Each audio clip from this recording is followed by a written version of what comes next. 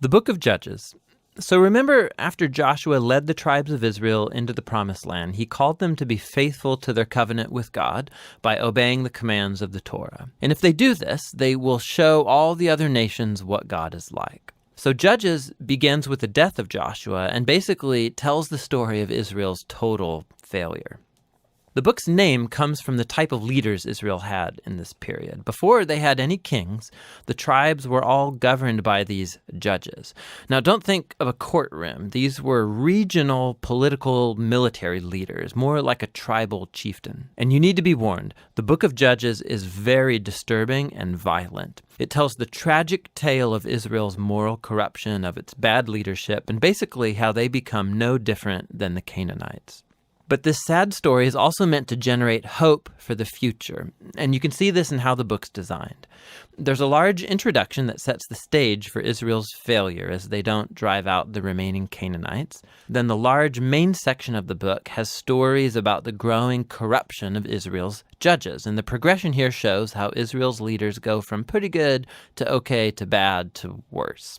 The concluding section is really disturbing and shows the corruption of the people of Israel as a whole. So let's dive in and we can explore each part a bit more. The opening section begins with the tribes of Israel in their territories in the Promised Land. And while Joshua defeated some key Canaanite towns, there was still a lot of land to be taken and lots of Canaanites living in those areas. And so chapter 1 gives a long list of Canaanite groups and towns that Israel just failed to drive out from the land. Now, remember, the whole point of driving out the Canaanites was to avoid their moral corruption and their way of worshiping the gods through child sacrifice. God had called Israel to be a holy people, and that does not happen. Chapter 2 describes how Israel just moved in alongside the Canaanites and adopted all their cultural and religious practices.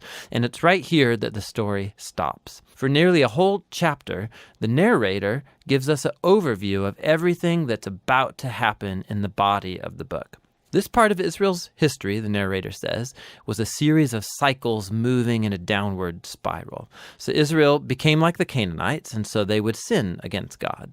So God would allow them to be conquered and oppressed by the Canaanites, and eventually the Israelites would see the error of their ways and repent. So God would raise up a deliverer, a judge from among Israel who would defeat the enemy and bring about an era of peace. But eventually Israel would sin again, and it would all start over. This cycle provides the literary design and flow for the next main section of the book. It gets repeated for each of the 6 main judges whose stories are told here. Now, the stories of the first 3 judges, Othniel, Ehud, and Deborah, they are epic adventures. They're also extremely bloody stories. Either the judge themselves or people who help the judge, they defeat their enemies and deliver the people of Israel.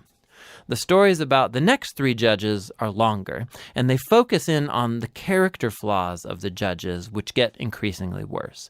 So Gideon, he begins pretty well. He's a coward of a man, but he eventually comes to trust that God can save Israel through him. And so he defeats a huge army of Midianites with only 300 men carrying torches and clay pots. But Gideon has a nasty temper, and he murders a bunch of fellow Israelites for not helping him in his battle. And then it all goes downhill from there. He makes an idol from the gold that he won in his battles. And then after he dies, all Israel worships the idol as a god, and the cycle begins again.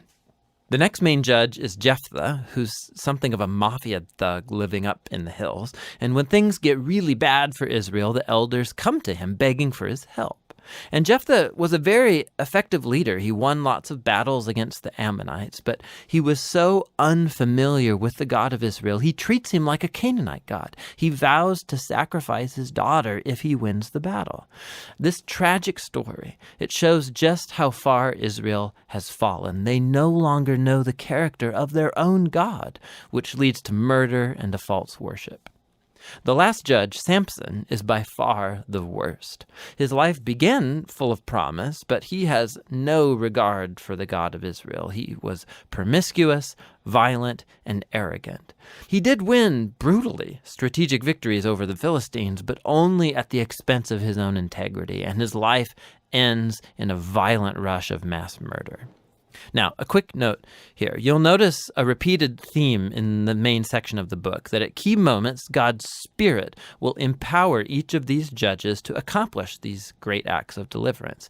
Now, the fact that God uses these really screwed up people doesn't mean he endorses all or even any of their decisions. God is committed first and foremost to saving his people, but all he has to work with is these corrupt leaders. And so work with them he does.